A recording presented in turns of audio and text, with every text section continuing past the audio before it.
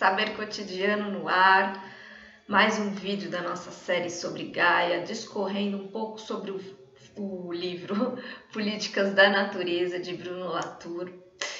Gostaria até que tivesse um filme mesmo, ia ser interessante imaginar como seria um filme sobre políticas da natureza. Nos vídeos anteriores a gente viu um pouco sobre a ideia da ecologia e como Latour tenta trabalhar o papel da ciência nesse contexto em que cada vez mais a ecologia ela precisa se tornar política. E que se tornar política não significa apenas comprar o papel de dizer que tem brigas políticas, que tem batalhas políticas que precisam ser travadas, mas também de usar, né, esse seu poder, essa sua potência de criar um mundo, de falar sobre o mundo, de considerar outros seres além dos humanos, de estabilizar noções, né, de criar definições categóricas para situações estabelecidas e colocar isso na mesa como um papel essencial nos tempos atuais. Afinal de contas, vai dizer Latour, os políticos, de uma forma ou de outra, sempre lidaram com leis, com ementas, com discursos, com questões de saneamento, questões de território, questões de espaço, questões trabalhistas. Os políticos, de alguma maneira, eles sempre lidaram com os não humanos. Eles prestaram atenção a essas associações. E por que os cientistas simplesmente advogam falar em nome dos não humanos, mas não os colocam na mesa da discussão, não os colocam na consideração das atitudes e das disputas discursivas que precisam ser feitas? A ecologia política, nesse sentido, ela deveria unir a maneira científica de lidar com os humanos e não humanos da mesma maneira que a política o faz. E Latour ele vai pensar em duas câmaras, né? Pensando na questão democrática, na herança francesa, republicana que Latour tem, ele vai pensar numa câmara alta e numa câmara baixa. Isso parece ser muito abstrato dentro do pensamento latouriano, mas a ideia é que a gente tenha essas discussões em mente quando a gente quer pensar o mundo que a gente está vivendo e poder discutir sobre ele. Em primeiro lugar, abole-se essa ideia de um Estado-nação, cada um discutindo a sua nação, o seu território, e pensa-se muito mais em coletivos que estão a favor ou contra determinadas questões. A Câmara Alta, por exemplo, ela traria essa potência da consideração, ou seja, como que a gente deve constituir esse coletivo? Quais são as proposições, ou seja, quais as associações humanos e não humanos que estão em jogo? Por exemplo, a questão da água, né? A questão da água dos rios, a questão da água do mar. Quem são os agentes, as pessoas que trabalham com isso, as pessoas envolvidas, a população ao redor afetada, os peixes, os outros animais que vivem ali, que vivem na terra, nas margens dessa água.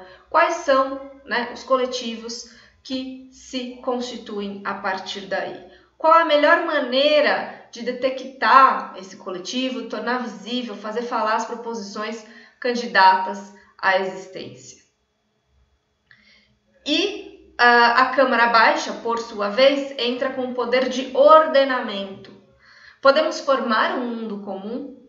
Quem de fato somos? Né? Quais são os cenários contraditórios que permitem que a gente componha um meio para estabilizar o interior e o exterior do coletivo? Para levar isso em consideração, a gente tem que pensar não apenas nas articulações entre humanos e não humanos, mas ele realmente propõe uma pesquisa, né? No fundo, eu acho que isso é um plano de pesquisa, é um plano de desenvolvimento de um estudo muito grande, né? Para determinados temas que enfrentamos na atualidade, temas ditos ecológicos.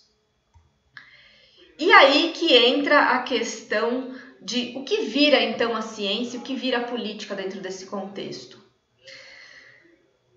Latour vai dizer, a gente não precisa nem de ciência política, né? Nem de ciência apolítica. A gente precisa de políticas científicas, ou seja, que a gente possa qualificar as experiências coletivas. Essas experiências coletivas elas não podem ser monopolizadas por políticos que têm os seus interesses escusos e muito menos por cientistas que querem advogar em nome de uma realidade, mas que esquecem que isso tem implicações coletivas por um todo. Eles querem aquilo só para estudar aquilo por interesse da ciência, mas assim, sem considerar a relação com o restante do coletivo. Então a ciência política elas têm que deixar de ser poderes para se tornar conhecimentos que são colocados em ação. O Latour ele vai chamar muito nesse texto a importância da ação, a importância da gente pensar a nossa ação de uma maneira nova, de agitar essa ideia de coletivo e colocar essa ideia em movimento. E é claro que aí entram as ciências sociais, não poderiam deixar de existir. Latour é também um cientista social, não deixa de estar dentro desse conjunto.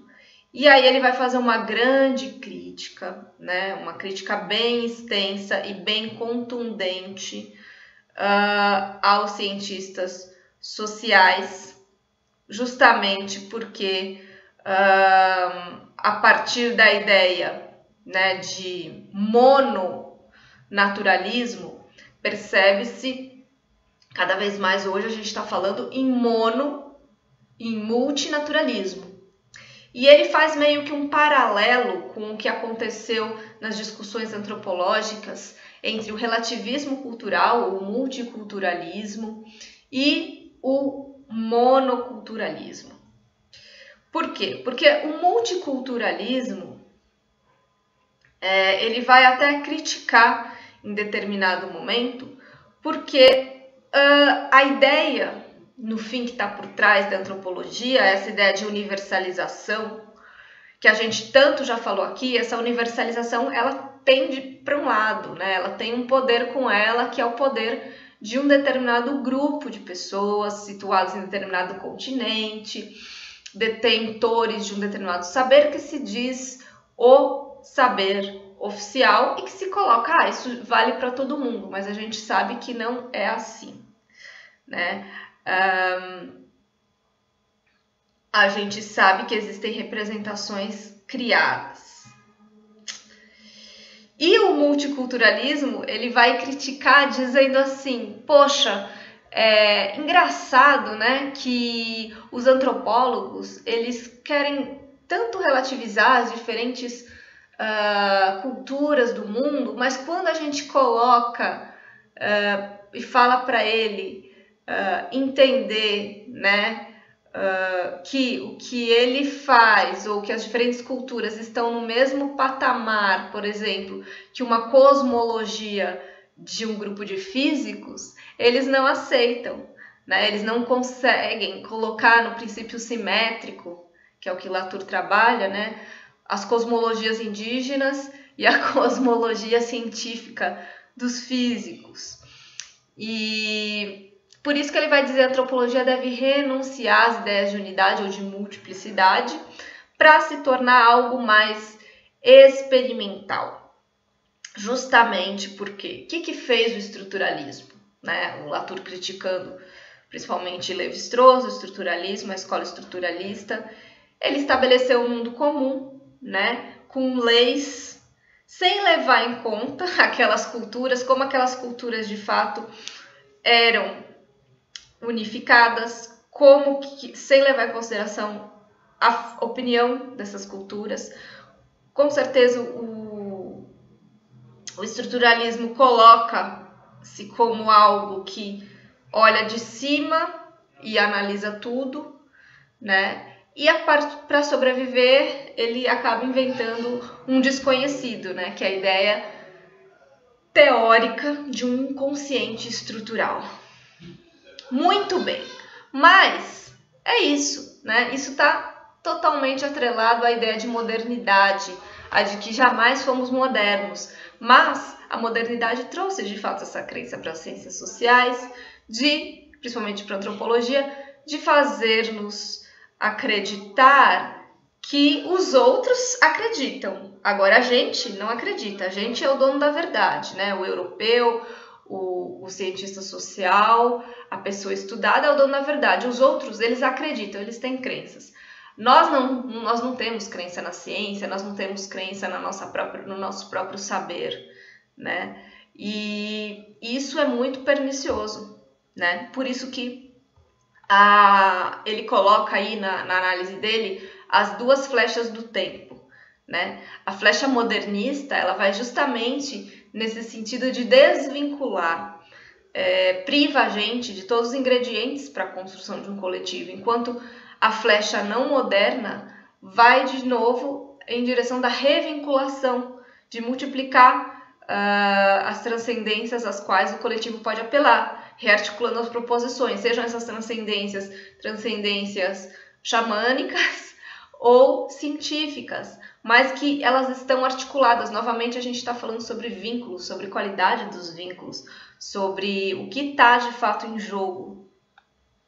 E por isso que os modernos tiveram esse poder, né, de criar o mundo, né, de inventar o mundo desta maneira. E agora, nesse momento de multinaturalismo, a gente pode perceber quais são os nossos aliados, que guerras que a gente quer travar, com quem, que coletivos que a gente pode formar, quais inimigos a gente tem que designar.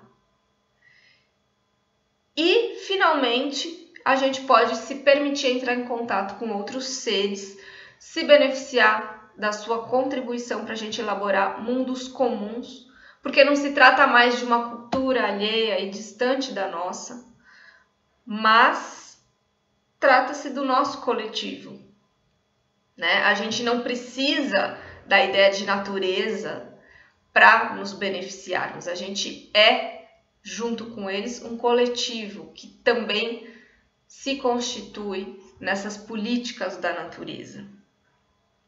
E por isso que o Latour vai terminar o livro com muita esperança nas ciências sociais, com a crença de que as ciências sociais de fato têm um papel muito mais útil do que definir as forças, né, que manipulam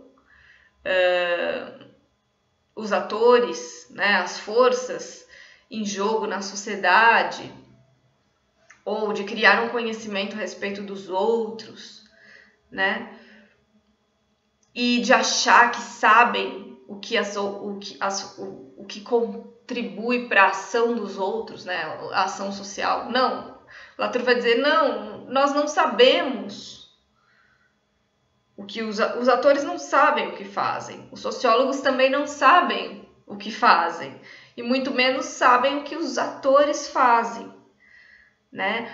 Por quê? Porque justamente para entender a agência que Latour tanto coloca, é preciso entender o coletivo, é preciso entender as proposições de humanos e não humanos, e isso a sociologia não tem feito. O que manipula as forças é até o momento desconhecido de todos, a gente ignora as consequências coletivas das nossas ações. Por isso que ainda existe um mundo por vir, por se formar. E nós estamos totalmente responsabilizados na constituição deste mundo para recuperar o coletivo.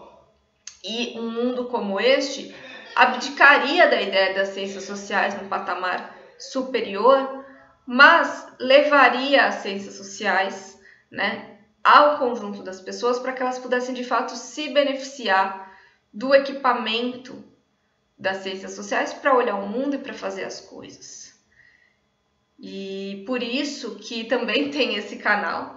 Esse canal, de alguma maneira, ele está aliado a essa proposição laturiana de pensar outras propostas para as ciências sociais, de pensar outras articulações, né, de compor outros coletivos, de compor outras proposições para a teoria social.